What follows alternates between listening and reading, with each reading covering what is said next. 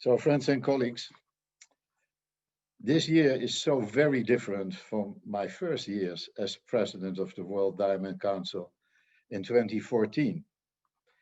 In those early years, we were talking about transparency, accountability, and compliance. In those days, we had to make the industry more aware of the changes of what was expected of all of us.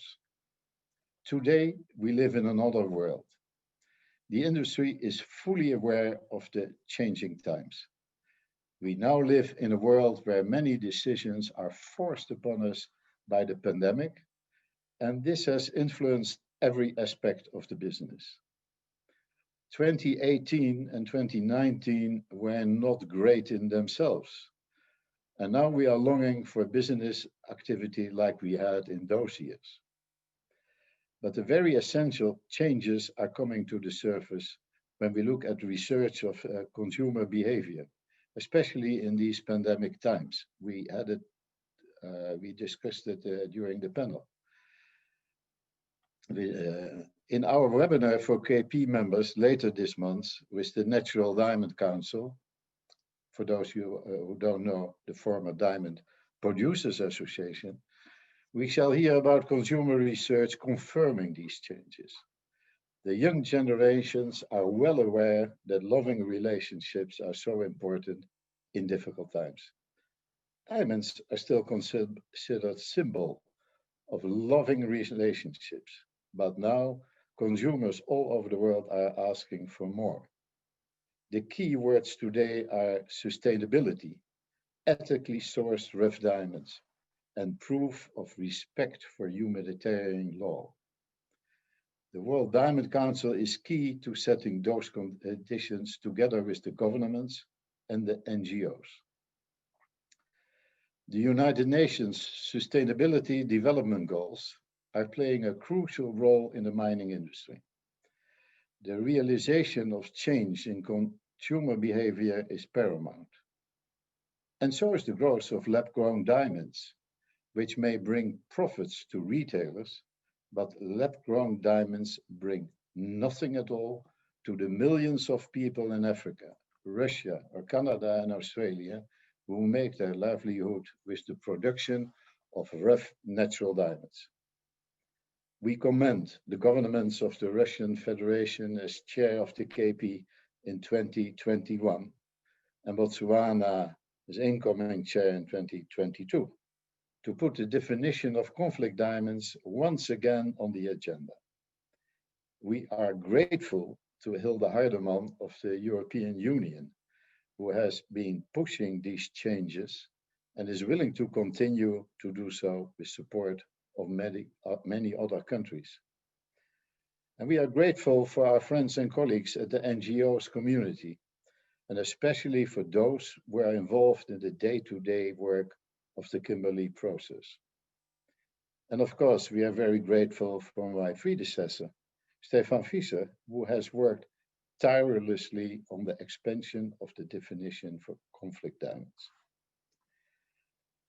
Next to the discussions about the definition, we shall also see how we can support the important initiatives from our members in the field of artisanal mining.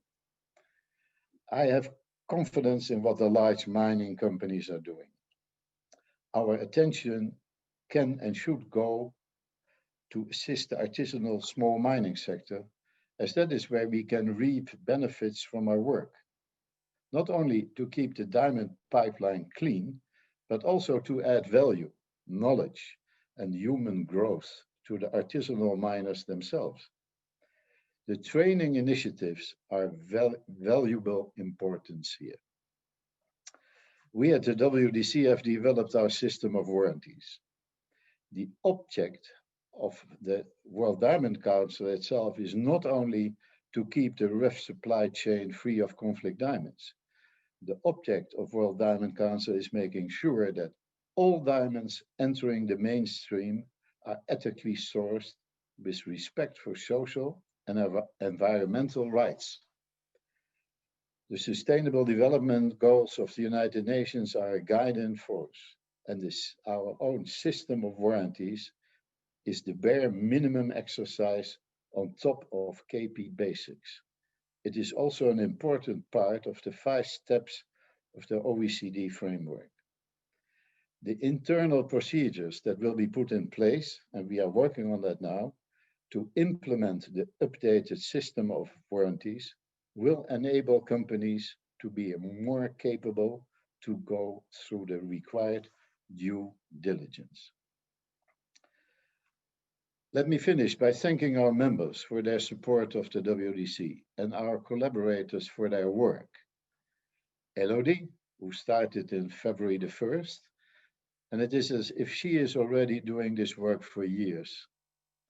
Udi Scheintal, who has been a force in the KP from the beginning and is a rock, may I say, a robust and firm rock of the WDC. And I thank all those who work on the KP task force, and Elke Keulemans as head of the administrative support mechanism for the KP. Let me also thank Jim Pounds, who has been a long-time board member and only left recently. David Bouffard, who is head of the communications team, and although he is always very busy for Signet, we know the right time slots to reach out to him.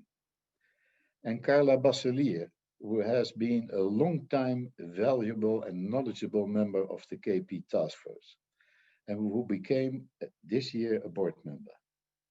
Recently, she decided to strengthen the new Belgian government. Thank you all, and we shall continue our work in this new direction and under these exceptional circumstances with full force. Stay healthy all.